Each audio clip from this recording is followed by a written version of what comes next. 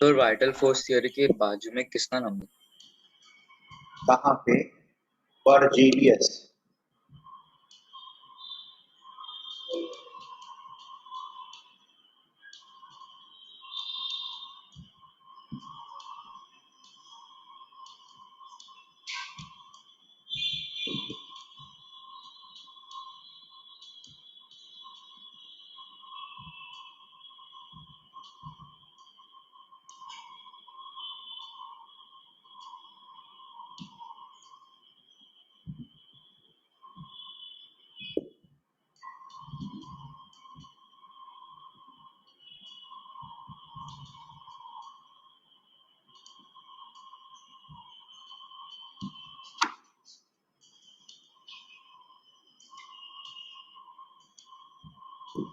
देखो, vital force theory में एक तो ये था कि वो वाइटल फोर्सेस से बंधे हुए होते हैं, दूसरा ये था कि सिर्फ और सिर्फ ऑर्गेनिक कंपाउंड जो होंगे, नेचुरल कंपाउंड जो होंगे, उन्हीं में वो फोर्सेस एग्जिस्ट कर सकते हैं, therefore they are organic.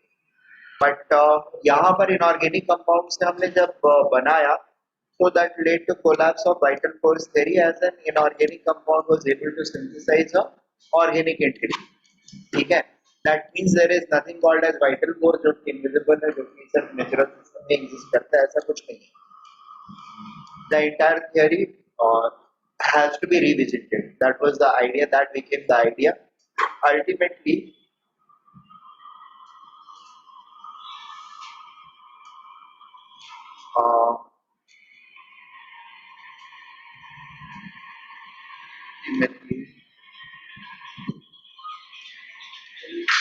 most modern theory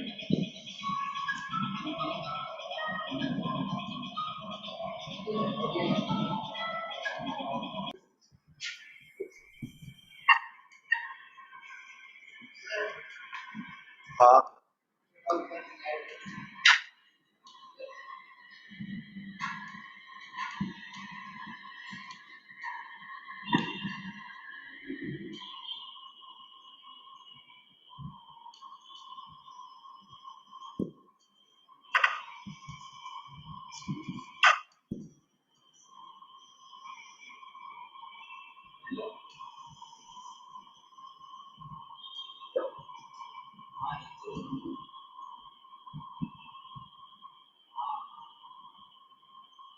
join कर लिया करती फेस है ना।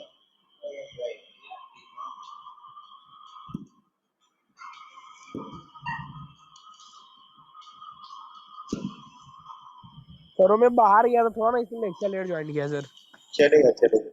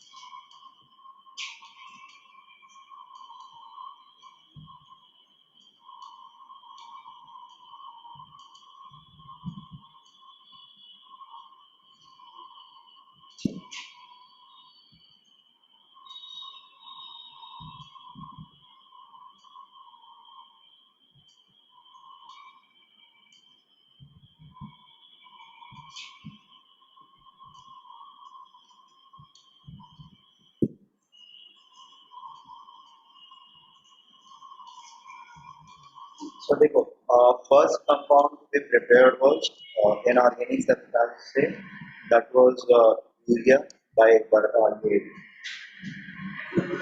Kohler.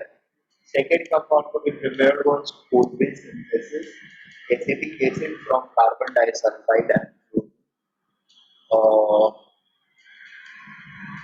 note कर दो एक जगह. Second compound was actually this. This happened in 1828. Poland ने इसको प्रिपेयर किया था 1828 में. 1845 में we have another event जहाँ पर कोलबेस ने पहली बार एसिटिक एसिड बनाया. Kolbe synthesis it is called. We are going to do it by doing carboxylic acid. He prepared acetic acid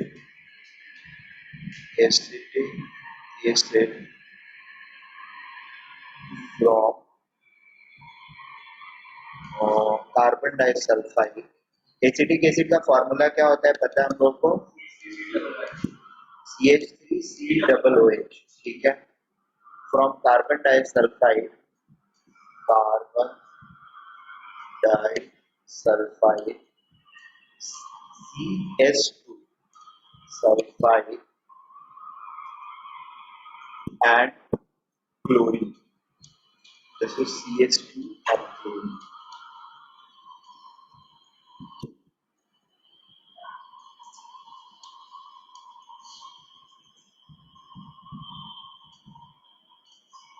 And इसके बाद एक और synthesis हुई 1856 में, that was by methane. That is by Barthollet doing methane, preparing methane. Barthollet preparing methane from again carbon disulfide and H2S.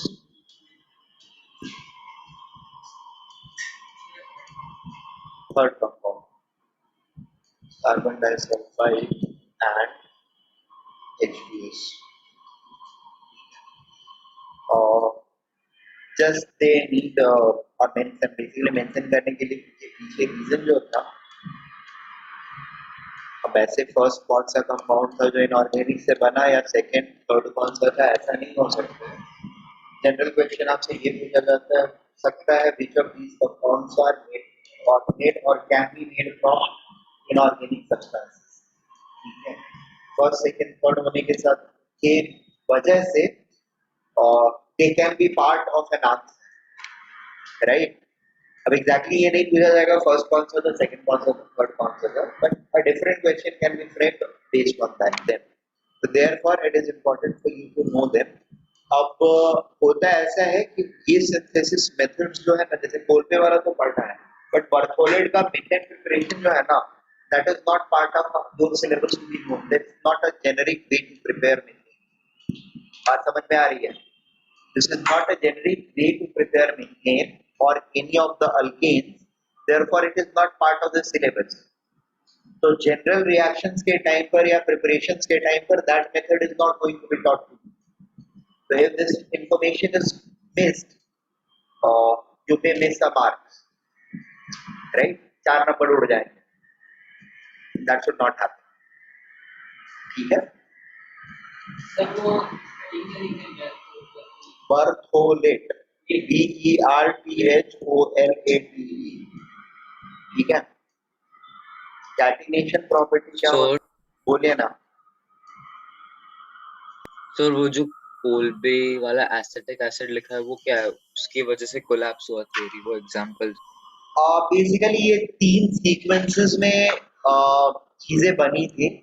Collapse तो basically holer के बनाने के बाद ही हो गया था, बट कुछ अभी भी लोग थे जिनको की आशा सहानुभूति थी वाइटल फोर्स चेरी के साथ,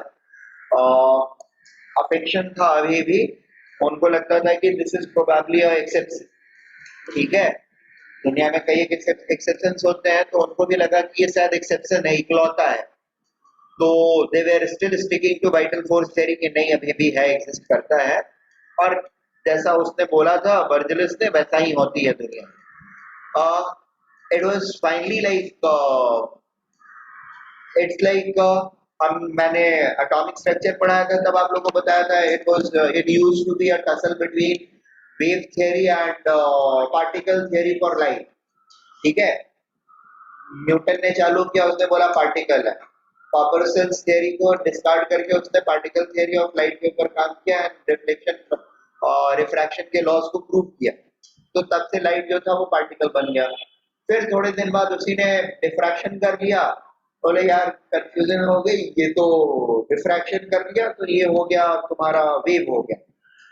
तो कभी वो पार्टिकल कभी वेव, पूरी दुनिया भी पार्टिकल वेव के बीच में कूद मार रही थी। इतने काफी दिन तक टसल चलने के बाद केम ये क्या नाम था उसका, प्लैंक्स। प्लैंक्स ने अपनी थ्योरी डाली कि भाई ये तो वेव ही है और ये पार्टिकल फॉर्म में मूव करता है क्योंकि पैकेट्स ऑफ एनर्जी का फॉर्मेट लेता है, तो that again give a momentum to particle nature of light. फिर आइंस्टाइन आता है, उसने प्लैंक्स के कांस्टेंट की वैल्यू ही निकाल दी एक्सपेरिमेंट से, राइट, और along with his theoretical this thing backing to his theory photoelectric effect, तो वहां से एक्सपेरिमेंटल वैल्यू आ गई प्लस थ्योरेटिकल साउंड बैकिंग उसकी थी, तो nothing could resist light to be considered as a particle. Confusion चली फिर भी, कुछ लोग उसको पार्टिकल कुछ लोग उसको वेव बोल रहे थे। फिर केम somebody who united both the theory, he proved it experimentally, de Broglie, so the unification came into being. Similarly यहाँ पर भी क्या था कि it was a tussle between whether it is vital whether it is non vital। when Colbys and Berthollet prepared their second and third compounds respectively from inorganic system, it became absolutely clear that okay, Holler synthesis was not an accident. Okay? And it is not the only compound to be prepared from inorganic substances. There are going to be lot many which can be prepared if we are going to work around it. That means now we can safely discard the vital phase force theory. It's not the key to the organic system. Okay? That's how the system was nailed down. Sorry, that force theory was nailed down. Is that okay?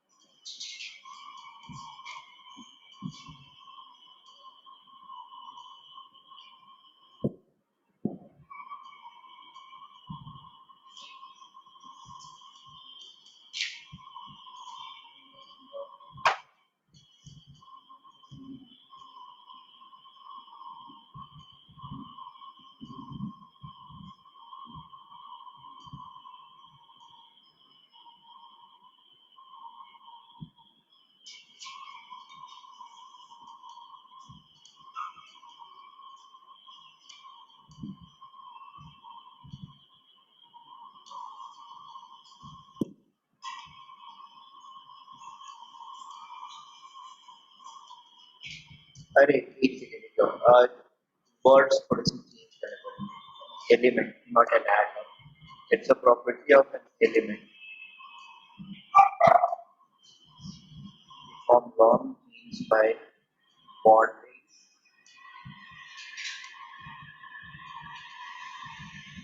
its atom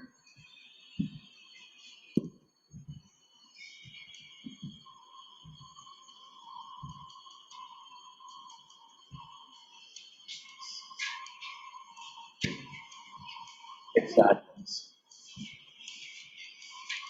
Or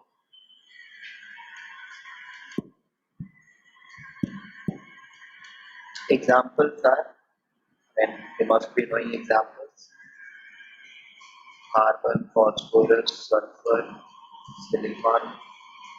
They all have catenation properties.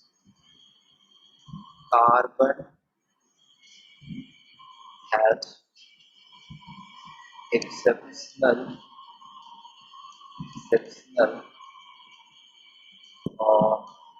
catenation abilities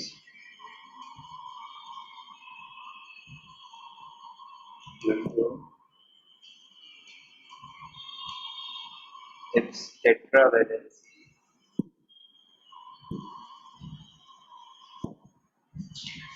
valency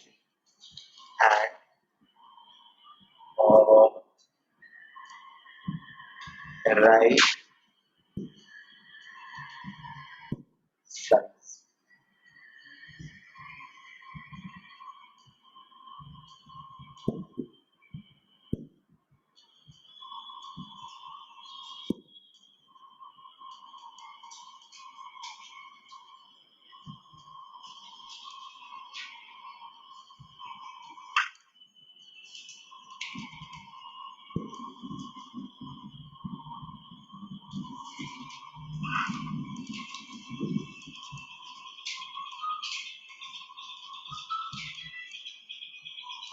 Percent of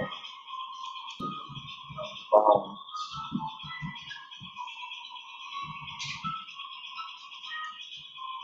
represented by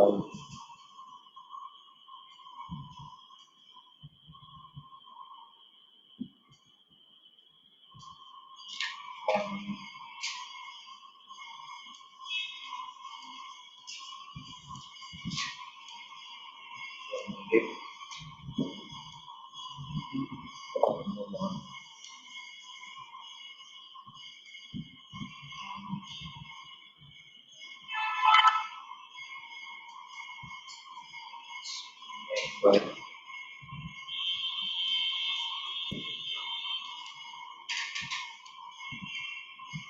differ from one another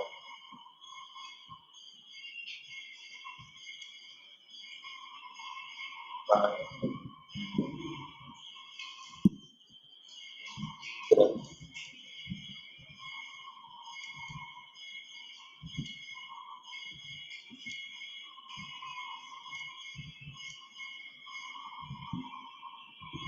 multiple of CHT.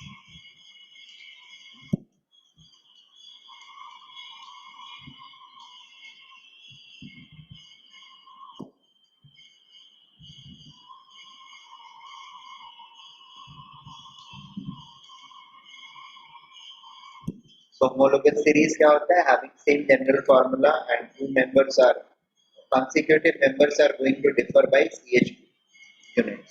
ठीक है? किसी भी member को अगर लेंगे उस same member के दो compounds को देखते हैं, they are going to differ only by integral number of units of CH2 and therefore they are part of homologous series. Now organic compounds हम उनको बोलते हैं जहां पर कार्बन के पास कैटिनेशन प्रॉपर्टी होती है and homologous series forming ability होती है. ठीक है, एक वर्ड में अगर बोलना है तो कार्बन के पास अगर होमोलोगस सीरीज फॉर्मिंग एबिलिटी है then that is going to be part of organic system. अगर नहीं है तो फिर नहीं. क्लियर है? होमोलोगस फॉर्मिंग कैपेबिलिटी कहां से आती है? कैटिनेशन की वजह से आती है. कैटिनेशन क्यों आती है? तो राइट साइज और एंड टेट्रावैलेंसी की वजह से आती है. ठीक है, ओके. नहीं, एक भी नहीं होगा मतलब होमोलोगस सीरीज फॉर्मिंग एबिलिटी नहीं है तो नहीं बोलेंगे. और बाकी सब उसके कंस्टिट्यूएंट्स हैं. जैसे हमें as a human being exist करने के लिए दो हाथ, दो पैर, एक नाक, दो आंख, दो कान और बाकी सारे बॉडी ऑर्गन्स चाहिए होते हैं. वैसे ही किसी भी चीज को ऑर्गेनिक कंपाउंड बोलने के लिए the other things are constituents, they have to be there, तभी एक पूरा बॉडी बनेगा, human body, right? And we can call that human, right ना? नहीं तो बाकी सारी चीजों के पास भी दो आंख, दो कान, दो नाक, बाकी जो भी स्पेसिफिकेशन है इंसानों के, वो रहते हैं, but they are not human being, they are animals, they are social animals. ठीक है। Anyway, so homologous series is the basic thing जिसको कि आपको देखना है। साइड में वो कैसे जज करेंगे, तो इससे जज करेंगे, वो कैसे जज करेंगे तो किसी और चीज से जज करेंगे। जजमेंट लेने के लिए बहुत सारी चीजें सीरीज में है, तो one fundamental thing is homologous form करने की एबिलिटी है, तो भाई ठीक है, यू आर इन, और नहीं हो तो यू आर आउट। हाँ बोलिए। हाँ होगा तो ऑर्गेनिक में आएगा, you are in, if not you are out. तो कार्बन डाइऑक्साइड, कार्बन सेक्विऑक्साइड, या फिर कार्बन डाइऑक्साइड, या फिर carbon monoxide, they are not part. जैसे carbon oxide, carbon and oxygen के ही अभी 3 कंपाउंड मैंने बोल दिए तुम लोगों को, right. Carbon dioxide, carbon monoxide, carbon sesquioxide. तो कार्बन सेक्विऑक्साइड का फॉर्मूला होता है C3O2, ठीक है।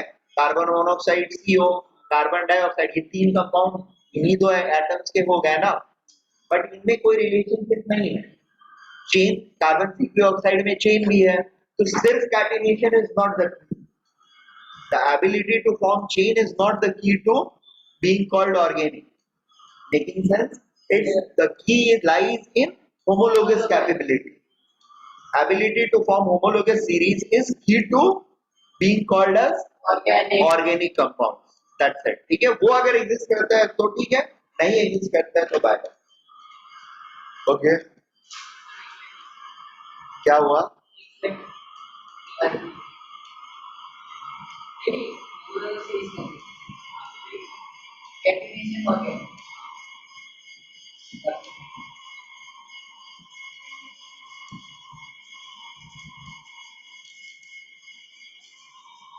नाउ ठीक है, ऑर्गेनिक का केमिस्ट्री फिर क्या हो जाएगी?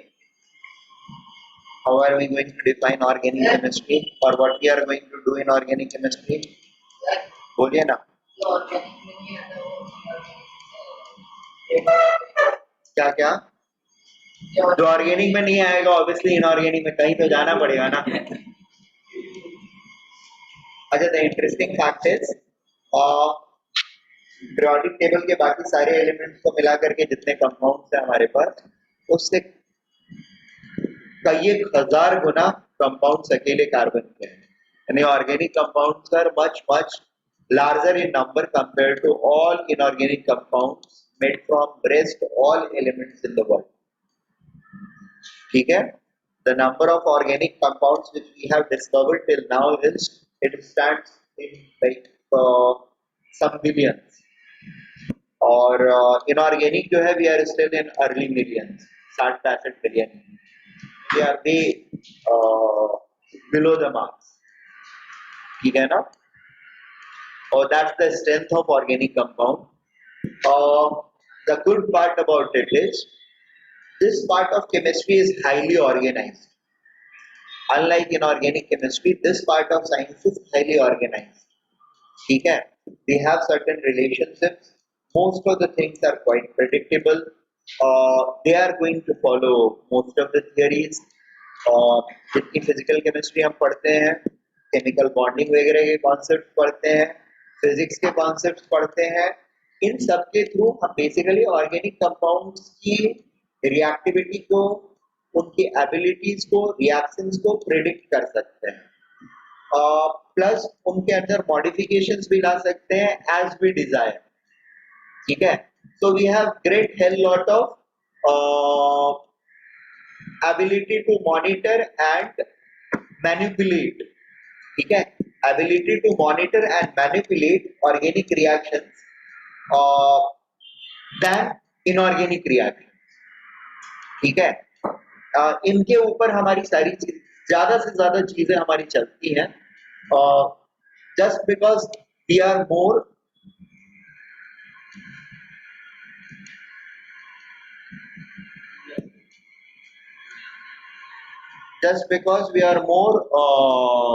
we have more ideas about them, ठीक है, or they are more, we have been able to organize them more, whereas inorganic compounds में we don't have that great control. काफी चीजें मतलब ऐसा नहीं है कि बिल्कुल ही कंट्रोल नहीं है, over there also we have organised hell lot of things, ठीक है, but still that is highly unorganised. Inorganic is still highly unorganized compared to organic and physical. Okay, that's going to be there. Differences you are going to come across them. Studies of all the organic compounds is going to be referred as organic chemistry. Organic chemistry के अंदर में हम लोग क्या क्या करने वाले हैं, तो हमारी जिंदगी की शुरुआत जो होगी सबसे पहले आफ्टर दिस नोमेनक्लेचर नाम वाम पढ़ने के बाद सबसे हेलो आया करेंगे हम लोग. और then we are going to get into nomenclature का ही दूसरा पार्ट होता है आइसोमेरिज्म. ये एक यूनिक प्रॉपर्टी होती है, इतनी भी यूनिक नहीं है बट हाँ यूनिक तो है. और एक ही फॉर्मूला जो है, नहीं नहीं 19 मिलियन नहीं है, बिलियन में है. ये गलत है, गूगल को छोड़ दो, साइड में रख दे. They are in billion, 65 billion इसके हैं या फिर नहीं यार बिलियन में है, मुझे अच्छे से याद है. मैं बता दूंगा सोर्स, ऑथेंटिक सोर्स, गूगल को आना पता रहता है. बेसिकली जो फीड करोगे वही गूगल बताएगा ना, गलत फीड करोगे तो सही कैसे बताएगा.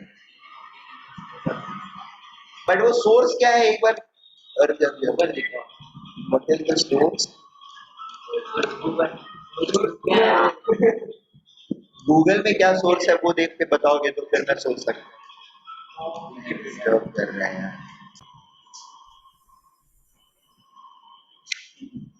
और सो ऑर्गेनिक केमिस्ट्री के अंदर में सबसे पहले मैंने बताया नोमेनक्लेचर. नोमेनक्लेचर से रिलेटेड होता है एक प्रॉपर्टी कॉल्ड आइसोमेरिज्म. आइसोमेरिज्म मतलब होता ये है कि केमिकल फॉर्मूला जो होगा कंपाउंड्स का that is going to be the same, but its structure, its properties, like दो अलग अलग कंपाउंड होंगे जिनके अंदर की प्रॉपर्टी जो होगी that is going to be drastically different. For example we are going to have something like C2H5O, ठीक है. इसके दो फॉर्मूलेज हो सकते हैं या दो कंपाउंड्स हो सकते हैं. एक तो हो सकता है C2H6O, ठीक है. पहला कंपाउंड से बन सकता है C2H5OH. This is called ethanol. It is the drinking alcohol, ठीक है, द ओनली ड्रिंकिंग अल्कोहल. बाकी कोई अल्कोहल गलती से पी लिया हमने तो हमारी या तो आंखें चली जाएंगी, कुछ में पेट खराब हो जाएगा, कुछ में दिमाग चला जाएगा. This is the only one जिसको आप पी सकते हैं, ठीक है. क्या क्या सॉरी, हाँ सब यही पीते हैं और कोई पी ही नहीं सकते हैं, ठीक है. मतलब हाँ होते हैं ना, मिथेनॉल होते हैं क्या, मार्केटिंग, यही चीज को अलग अलग marketing. So you have हाँ सैनिटाइजर्स में आइसोप्रोपेनॉल होता है. That is again harmful, I mean not so useful for skin, ठीक है.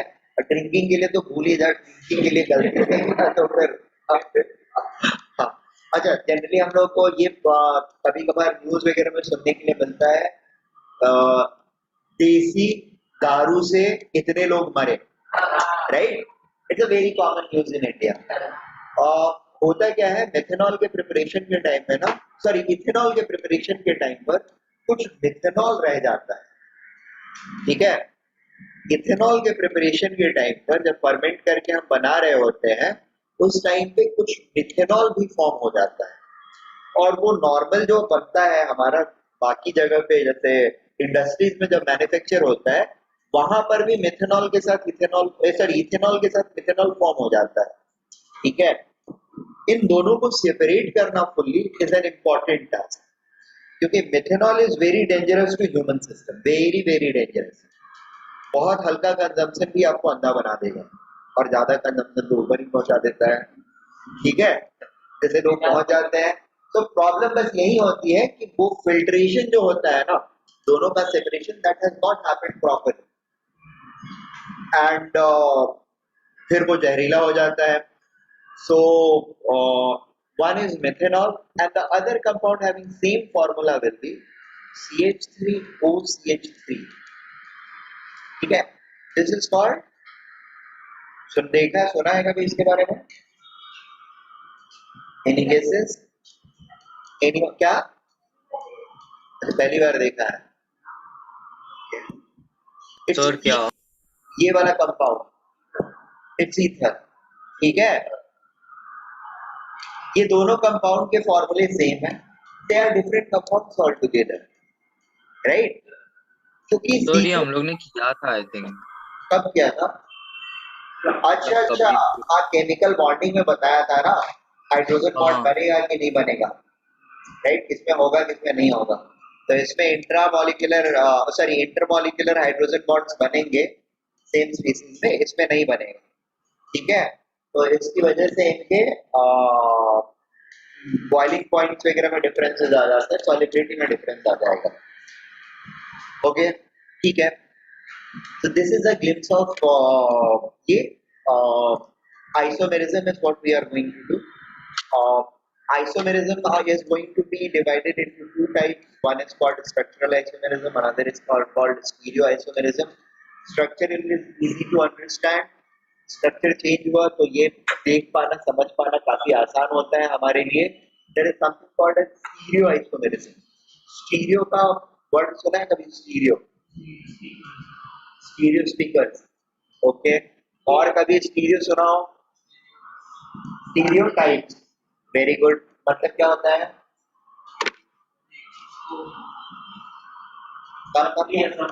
क्या क्रियाजन से नहीं, एक ही चीज को करती है।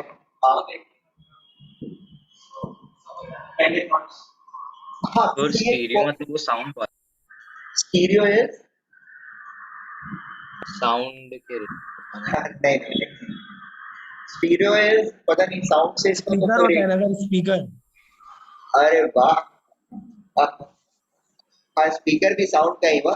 Stereo has something related to similar posture, three dimensional similar posture जब होता है ना, सेम इमेजिनेशन देने वाला थ्री डायमेंशनल पिक्चर जब हम देखते हैं, दैट इज कॉल्ड स्टीरियोटाइप। एक ही इमेजिनेशन, एक ही फीलिंग देने वाला is stereotype kind of thing. तो यहाँ पर स्टीरियो केमिस्ट्री होती है, थ्री डायमेंशनल केमिस्ट्री या थ्री डायमेंशनल आइसोमेरिज्म।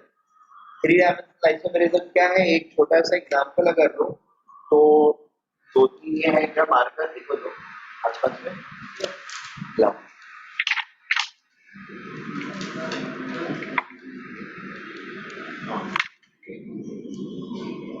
देखिए मैं दिख रहा हूं, बोलिए ना। Thank you thank you.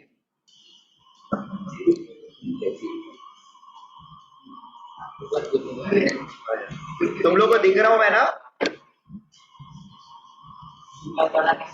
Is it visible? ये सेंटर में ये वाला जो है ना मेरा, दिस इज माय कार्बन, ठीक है।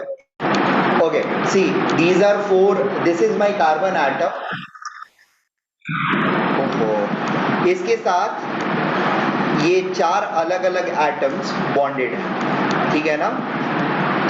अब पॉइंट ये है कि ये मेरा एक मॉलिक्यूल हुआ, क्या ये मॉलिक्यूल और ये मॉलिक्यूल एग्जैक्टली सेम है? नहीं सेम का कलर अलग है ना। क्या कलर अलग है। अच्छा वो पेन है, marker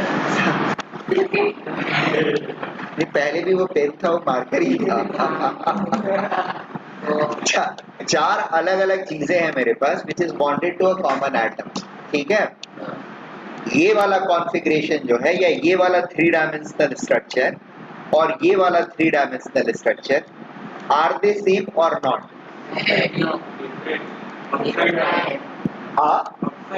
right, that is upside down.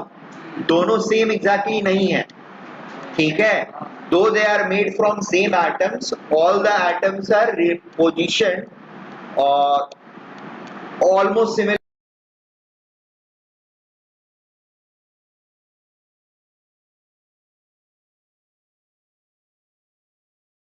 Hello hello, Atharva दिख रहा है आपको? Okay, so what I am saying is कि ये अगर मैं रिप्लेस करके ऐसे उल्टा कर देता हूं और इसका पिछला वाला कॉन्फ़िगरेशन, ठीक है ना। ये दोनों एग्जैक्टली सेम कभी नहीं हो सकते, ये कभी सेम होते ही नहीं, ठीक है। अगर चारों एटम एक एटम के ऊपर लगे हुए डिफरेंट हो तो इनका डिफरेंट पोजीशनिंग करना is always going to create a different compound all together, ठीक है, which will have a very unique differentiability और point of differentiability compared to previous compound। बाकी सारी प्रॉपर्टीज इनकी सेम हो सकती हैं, ये सिर्फ एक ही पॉइंट पे डिफर करेंगे, वो होगा इनका response to optical system. Opticals मतलब लाइट को लेकर के इनकी जो ये होती है ना रिस्पॉन्स होता है, that's going to be fabulously different.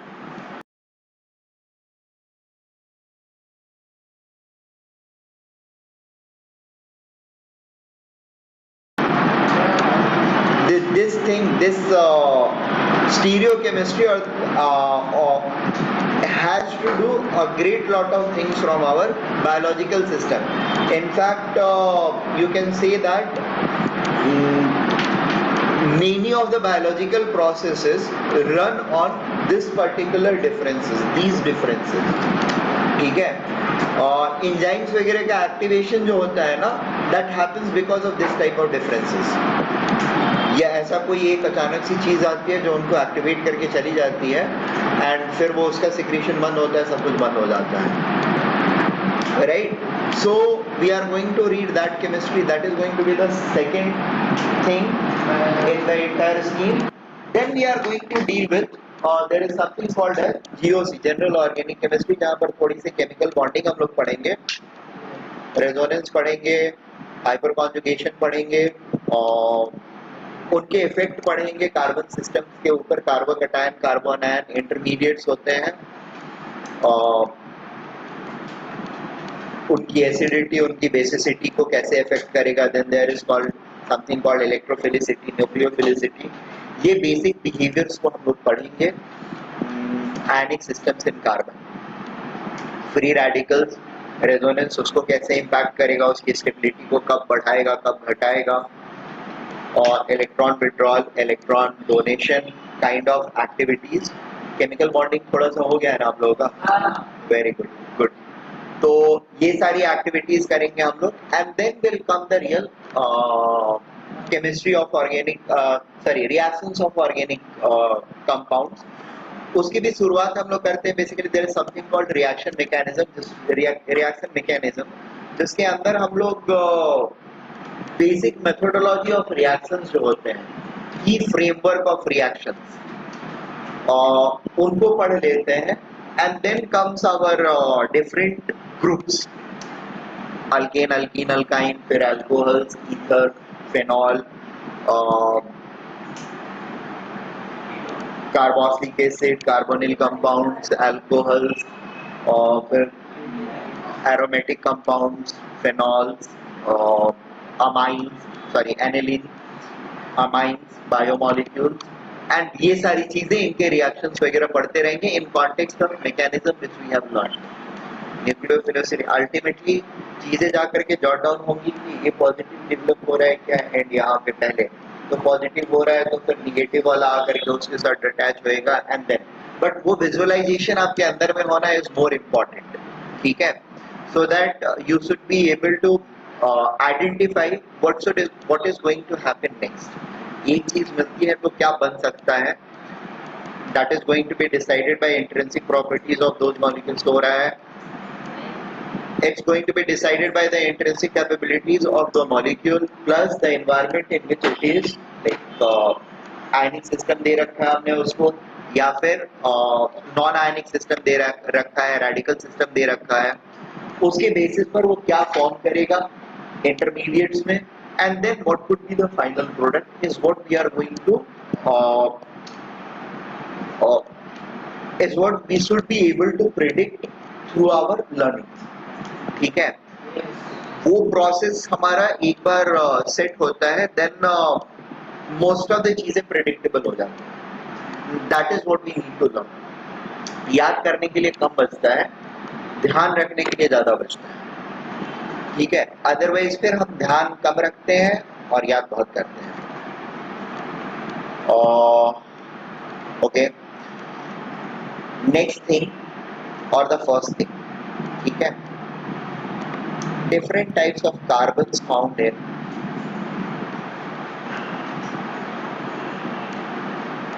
types of carbon atoms in organic system। और टाइप्स ऑफ कार्बन एटम का मतलब यहाँ पर थोड़ा सा कैटेगराइजेशन जो है वो थोड़ा डिफरेंट है। It's not about diamond and allotropes of carbon. ये सारे atomic carbon proper atom carbon होते हैं जो ऑलरेडी बॉन्डेड है, तो एलोट्रॉपी वगैरह का कुछ लेना देना नहीं होता है। बट स्टिल ऑर्गेनिक कंपाउंड में जो कार्बन होते हैं उनको नेम करने के लिए, आइडेंटिफाई करने के लिए we have decided some categorization rules। Some of the carbons are going to be called as primary carbon, secondary carbon, tertiary carbon। So क्या होते हैं ये हम लोगों को थोड़ा सा जानना है। sp hybridized, sp2 hybridized, sp3 hybridized carbon क्या है, इनके बारे में थोड़ा सा समझना है, ठीक है। ओके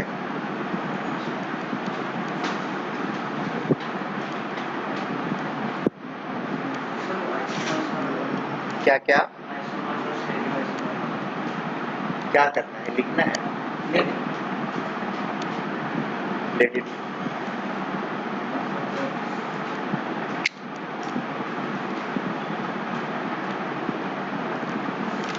देखिए यहाँ पे हमारे पास we can see there is a chain of 3 carbons, ठीक है। Right most and left most carbons जो है मेरे, they are attached to just 1 carbon atom, ठीक है। एंड मिडिल वाला कार्बन जो है वो 2 कार्बन एटम से अटैच है, राइट। और लेफ्ट वाला और राइट वाला कार्बन जो है जो कि एक ही कार्बन एटम से अटैच है, ठीक है। They are called primary carbon, ठीक है। प्राइमरी कार्बन क्या है? which is attached to just 1 carbon atom in the chain, ठीक है। हाँ एंड वाले कार्बन। और सेकेंडरी कार्बन क्या रहेंगे? 2 से अटैच। टर्शियरी क्या होगा? और क्वार्टनरी क्या होगा? 4 डिग्री कार्बन। वहां से डिग्रीज भी आते हैं और क्या क्या? अरे वेरी गुड, फिर तो काफी फायदा होगा मुझे, पढ़ाना कम पड़ेगा। Good. So 1 degree is called primary,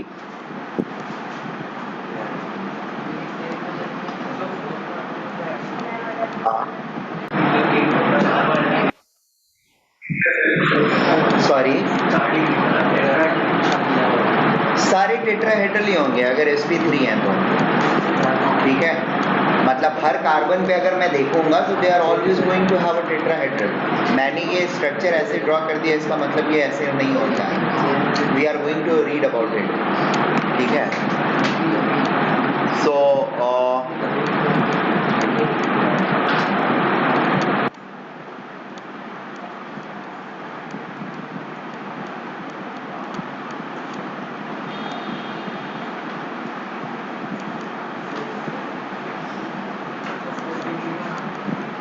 quaternary,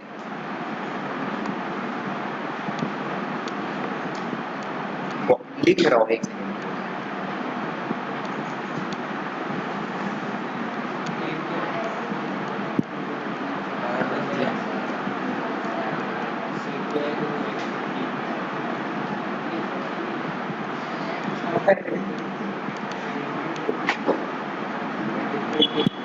हाँ भाई, ये दिख रही है चेन? Very good.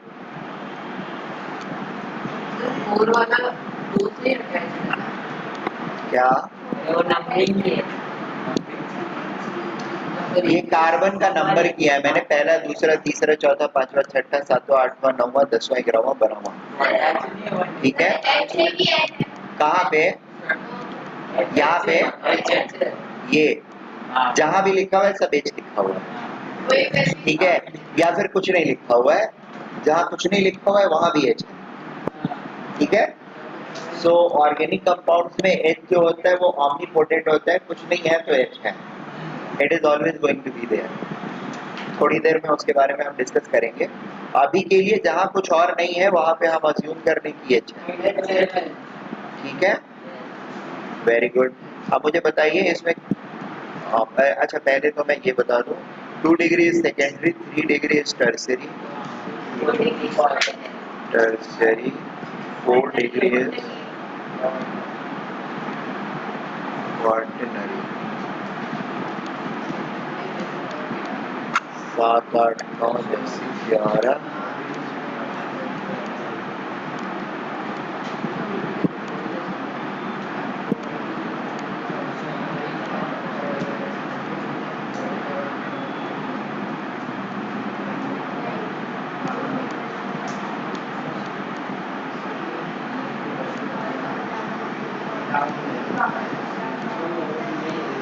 हाँ कंपाउंड दिख रहा है ना हम लोगों को? How many primary carbon are there? और वो डिग्रीज क्या है? क्या क्या? 1 डिग्री 2 डिग्री क्या लिख? हाँ देखो, एक सेकंड रुक जाओ। अच्छा हाँ तुम लोग सोच के रखो, मैं पूछता हूँ तुम लोगों से। सी 1 डिग्री कार्बन का मतलब होता है प्राइमरी कार्बन। 1 डिग्री कार्बन का मतलब होता है a carbon atom attach to only 1 carbon atom, carbon atom attached with only 1 other carbon atom, ठीक है, attached with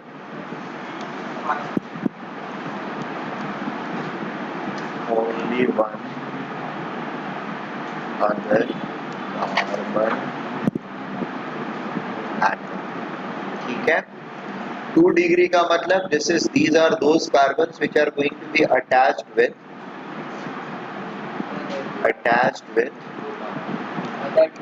2 other carbon atoms, ठीक है। 3 डिग्री मतलब attached to 3 carbon atoms, 3 carbon atoms। 4 degree मतलब attached to 4 carbon atoms, attached to 4 carbon atoms। Is that okay? Next thing is, अब इस compound में बताना है हम लोगों को कि कितने 1 डिग्री कार्बन है।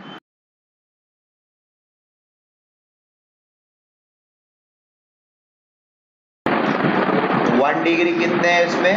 5। 1 डिग्री 5 कार्बन एटम्स। 2 डिग्री कितने हैं? 5।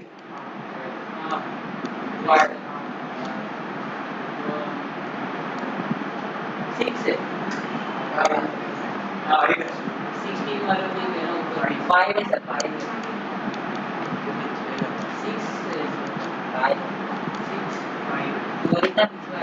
अच्छा ऐसा है क्या? एक सेकंड देख लेता हूँ। 1 2 3 4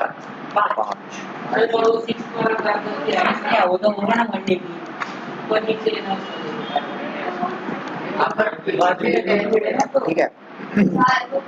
These 5 are 2 डिग्री कार्बन, ठीक है। 1 डिग्री कौन कौन से थे? 1 2 3 4 5, ठीक है। तो ये 1 डिग्री है, ये 2 डिग्री है। 3 डिग्री कितने होंगे? क्या? अरे सॉरी, हाँ वो गलत मार्क कर दिया मैंने। राइट, कुछ नहीं, एक जगह डॉट गलती डाल दिया, ठीक है। अभी ये 5 सही है। ब्लू वाला 2 डिग्री है,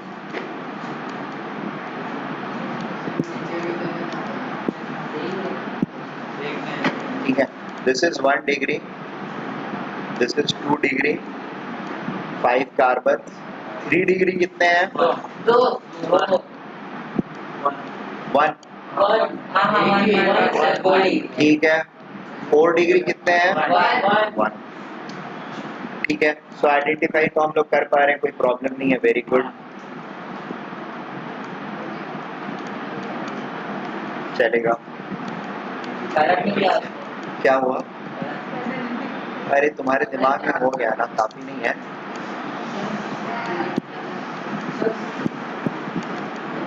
ओके, क्या हुआ? तुम्हारी मर्जी। ये नोट डाउन करके रख लो अगर ऊपर वाली चीज चाहिए तो। बाकी ये एग्जांपल्स नोट करने की हर जगह पे जरूरत नहीं है, थोड़े बड़े तो एग्जांपल हो जाए, फिर इत्मीनान से नोट कराएंगे। सर थोड़ा जूम आउट करो ना।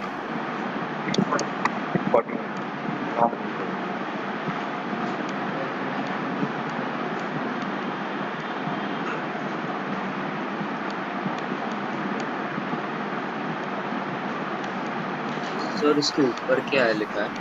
कहाँ पे यार? जूम आउट मतलब 1 डिग्री के ऊपर भी कोई लिखा था ना होमोलोगस सीरीज के लिए। नहीं नहीं,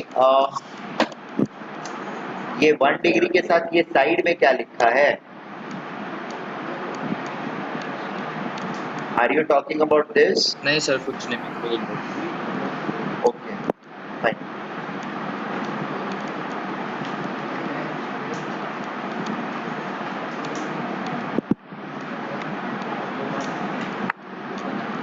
अच्छा, और तो ये 1 डिग्री 2 डिग्री 3 डिग्री हो गया।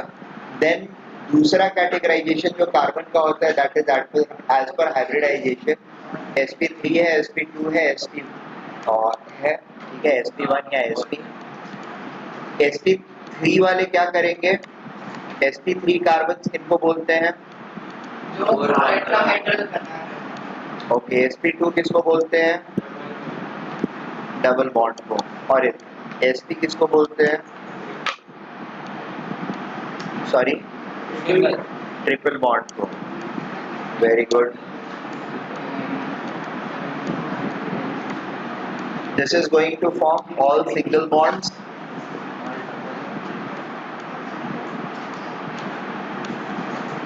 This is going to form double bond.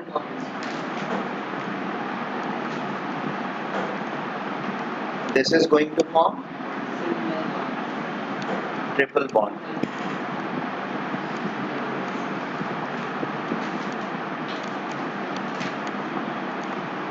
ठीक है?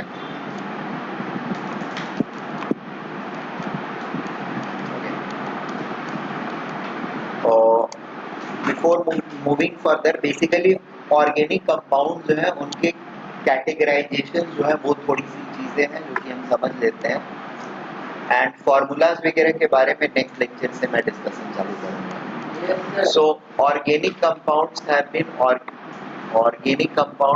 ब्रॉडली classified as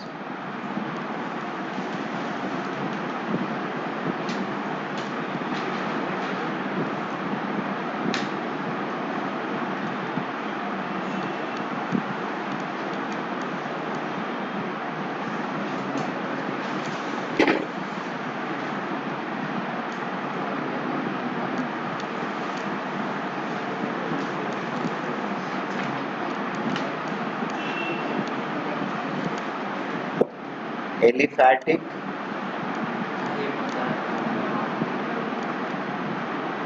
और acyclic.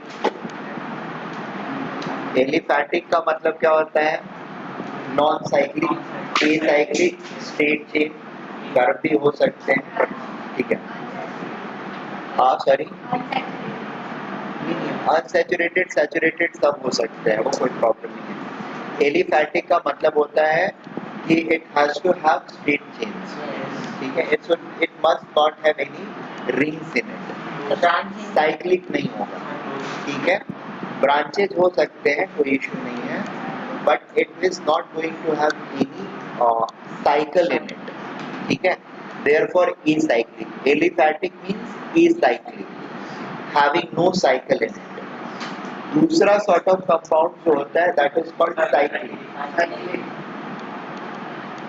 That is first level of cyclic और closed chain.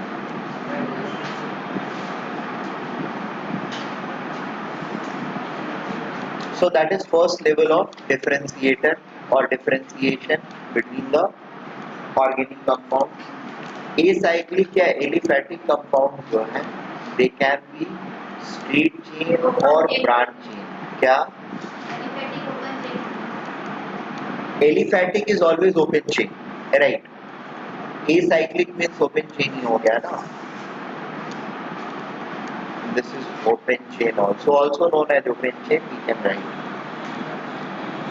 This can be either straight, having no branches, or branched. ठीक है? Cyclic compounds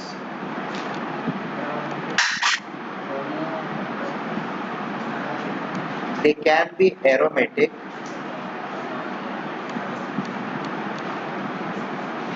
and non-aromatic.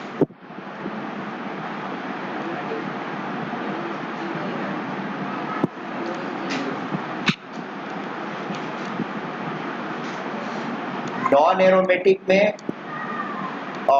we again have two types. It can be either homocyclic or heterocyclic. ठीक है? Homocyclic and heterocyclic. Heterocyclic का बोलते हैं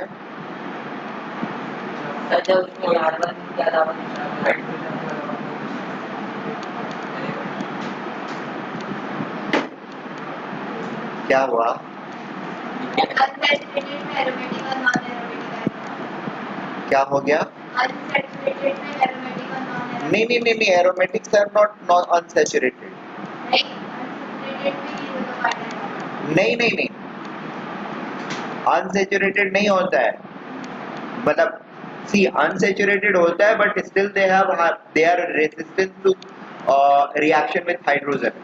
They do not react like unsaturated compounds. They have a certain degree of unsaturation but they are not reactive to hydrogen as unsaturated compounds are. So they are not part of unsaturated compounds. ठीक है? वो categorisation हमारा अलग होता है.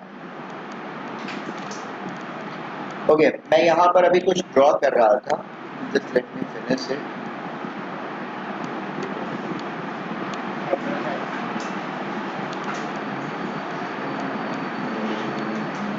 हाँ, ये बताइए ये कंपाउंड कैसा है? हाँ, हेटेरोसाइक्लिक. Very good.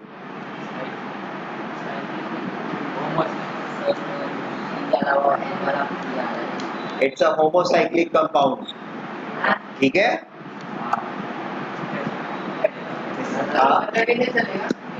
साइकिल में कार्बन ही है ना.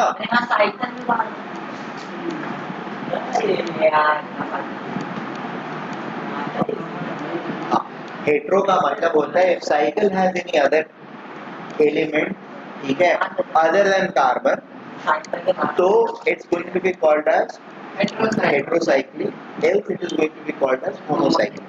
सारे कार्बन एटम से बना हुआ साइकिल होगा, it is going to be called as homocyclic.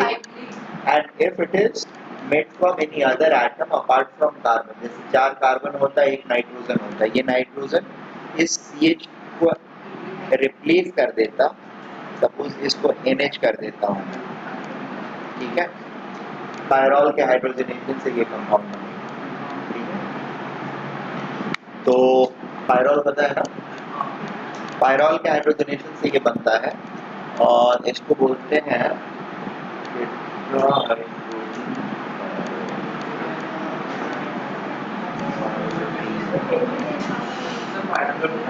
क्या?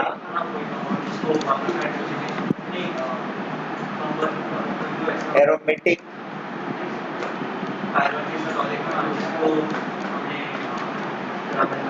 वो पेरिडी शेप में, ठीक है. I am coming to that also. So this is pyrrole.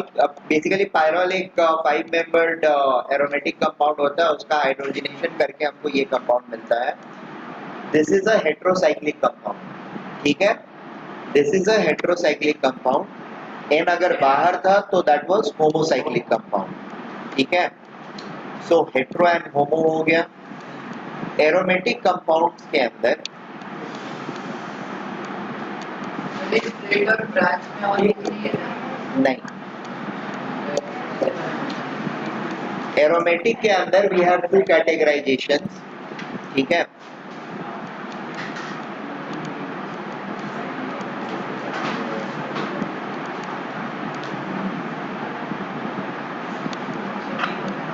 क्या किसमें क्यों?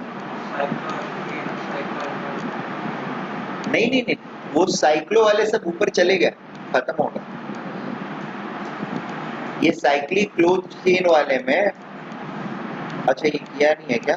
हाँ है ना, नॉन एरोमेटिक में होमोसाइक्लिक में they all came already, cyclohexane, cyclopentane, cyclobutane, ये क्लोज चेन या साइक्लिक वाले में नॉन एरोमेटिक सिस्टम के अंदर में, होमोसाइक्लिक में दे ऑल केम, हेट्रोसाइक्लिक में ये सारे कंपाउंड जिसमें कोई और अदर एटम्स किसी तरीके से साइक्लिक रिंग में घुसा हुआ है, तो they are categorized, they are part of it, ठीक है। Now it's time for aromatic. Aromatic में दो होते हैं, homo aromatic and hetero aromatic. Pyrrole वगैरह जो होते हैं they are hetero aromatic, homo aromatic, ठीक है, एंड हेट्रो एरोमेटिक।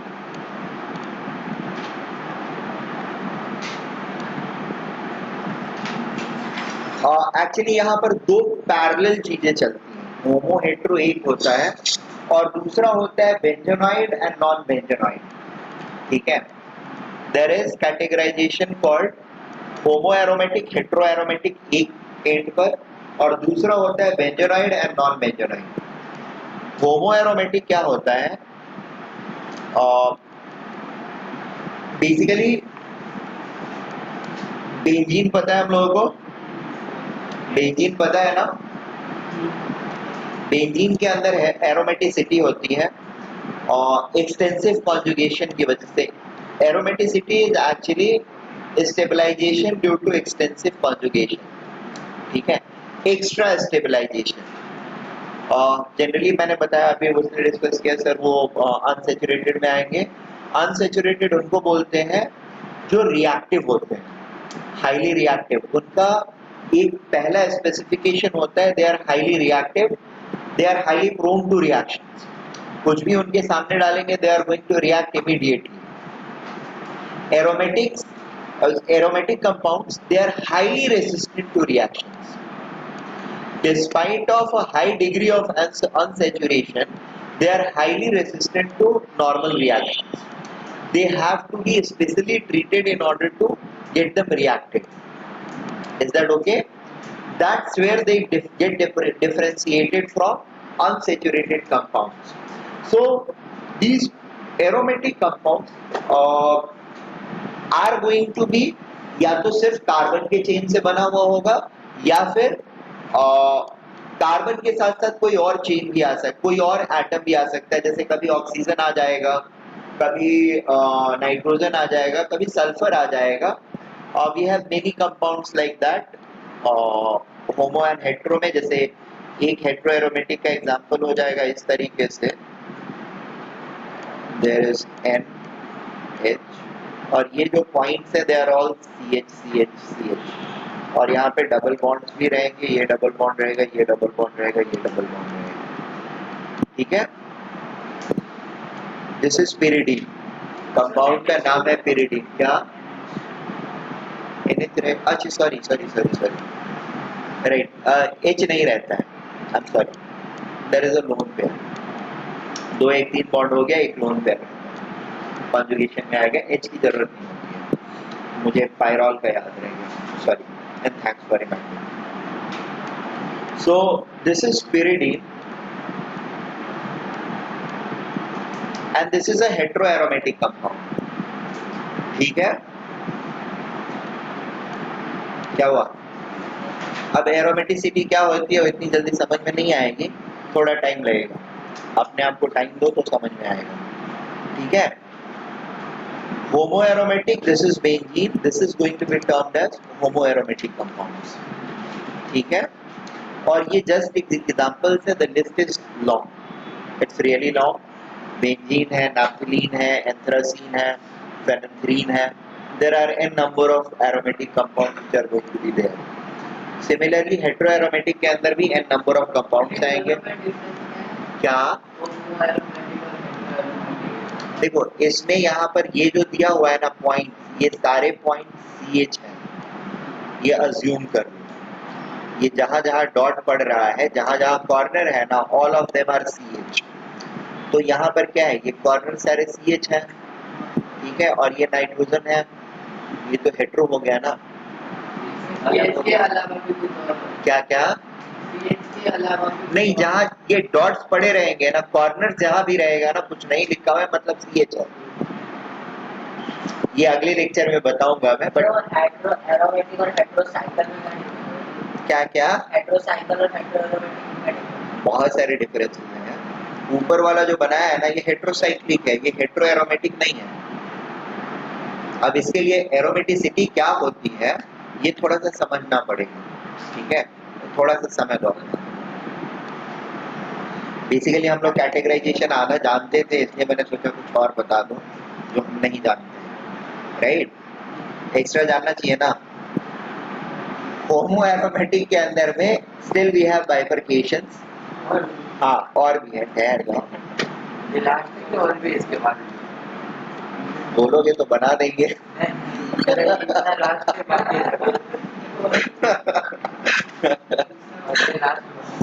होमो और हेट्रो दोनों के अंदर में we have two more bifurcations. I said that there is layered bifurcation over here. Basically homo and hetero, या तो पहला लेयर ले लें हम, या पहला लेयर बेंजोनाइड और नॉन बेंजोनाइड ले लें, ठीक है। So homo aromatic has benzenoid category, benzenoid, and then we have non benzenoid. बिल्कुल बताऊंगा ना, बगैर बताए थोड़ी छोड़ूंगा। और बाइफरकेशन पूछे इसमें बना दो, नहीं रहने दो, नहीं, ठीक है। सी, बेंजीन रिंग की कैरेक्टरिस्टिक होती है 6 कार्बन एटम से बना हुआ highly stable, sorry exceptionally stable aromatic rings, ठीक है। इस सिस्टम को हम लोग बोलते हैं बेंजोनाइड सिस्टम, ठीक है। जहां भी ये 6 मेंबर्ड होमोसाइक्लिक रिंग रहेगा, जैसे ये बेंजीन में एक प्रेजेंट है, फिर यू हैव ये,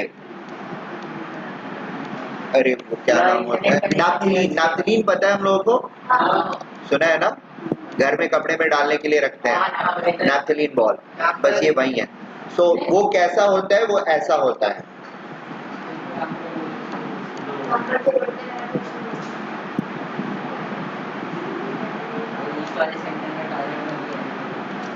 is that okay? This is naphthalene, this is benzene. Now इनके अंदर ये 6 membered rings हैं, which is the basically constituent of these compounds. The 6 membered ring is the and 6 membered homocyclic rings are part of. अच्छा, rings बोलने का मतलब ना वो cyclic नहीं समझ लेना. Ring is never cyclic. Ring is a word which is associated with the benzene. Ring is a specific word which is associated with this compound. It doesn't mean cyclic when we are talking of inorganic. ठीक है, ring का मतलब सिर्फ और सिर्फ ये compound होता है, ठीक है। बाद में इसके अंदर में एक गोला भी बना देंगे, ठीक है ना, तो वो गोला की वजह से वो रिंग होता है। Then we have non benzenoid, जिसमें 6 मेंबर्ड रिंग्स की का मैंडेटरी नेसेसिटी नहीं होता है। For example I am going to draw this molecule CH2, sorry CH not CH2, CH, देखो ऐसे बना देता हूँ, ज्यादा अच्छा रहेगा। 1 2 3 4, ड्राइंग मेरी थोड़ी गंदी है, कोई नहीं, काम चला दिया जाएगा, okay. There is a double bond, double bond, double bond and double bond. This is called troponium ion. ठीक है। ट्रोपोलियम आयन में कितने कार्बन्स हैं? सॉरी 7, ठीक है। So troponium ion has, this is troponium carbocation and it has 7 carbons, but it is a aromatic compound, ठीक है। Aromaticity इसके अंदर में है, बट इसके अंदर में कार्बन्स कितने हैं? 7 हो गए, 6 नहीं है, ठीक है ना। 6 से ज्यादा है या 6 से कम भी हो सकता है, 5 मेंबर का भी हो सकता है, कोई प्रॉब्लम नहीं है। So I am going to draw another molecule. क्यों नहीं आएगा, ला देते हैं ना, तो बड़ा परेशान है।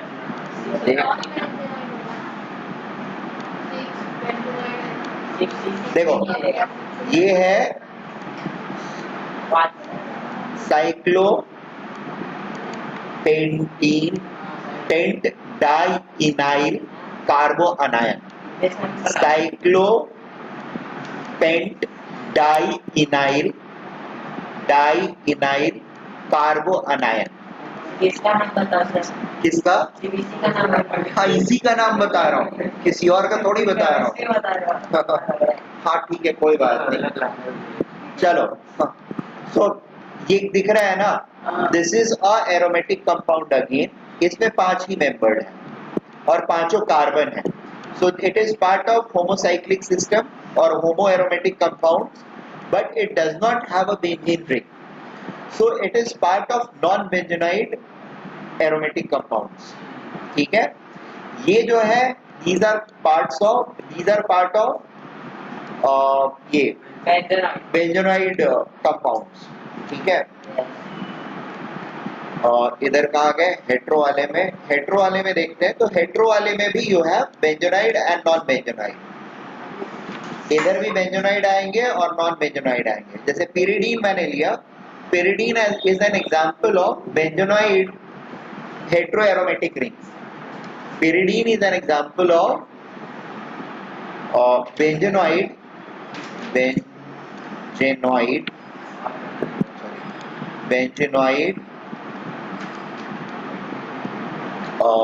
heteroaromatic ring, ठीक है। And then you have these examples non benzonoid के लिए, heteroaromatic non benzonoid you have these examples. You have this pyrrole, ठीक है। किसका? हाँ लिख देता हूँ।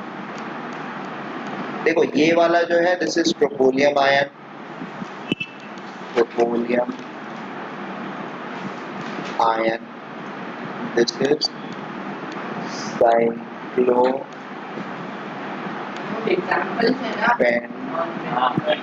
डाइइनाइल carbanions. Is that okay?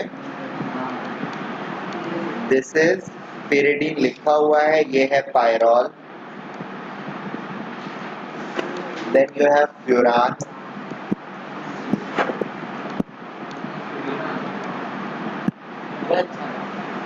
क्या? Then you have another compound called thiofuran,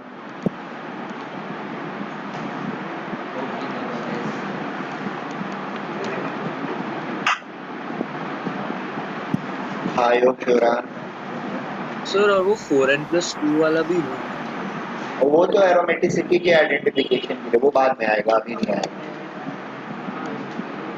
अभी सिर्फ कैटेगराइजेशन बता रहा हूँ भाई, 4n+2 के पहले मुझे कॉन्जुगेशन बताना होगा ना, अभी उसमें समय है, धीरे धीरे। हाँ 4n+2 एरोमेटिसिटी हासिल।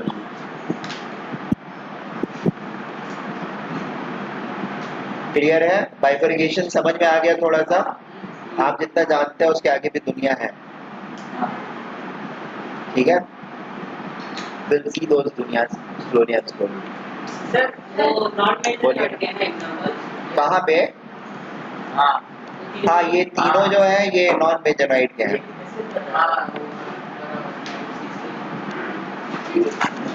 चलो, let's take a break for today.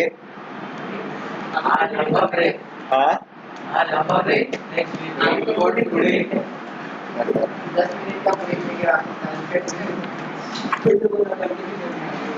हाँ, गोरेगांव में रहते तुम लोग तो 10 बजे तक पढ़ाता मैं।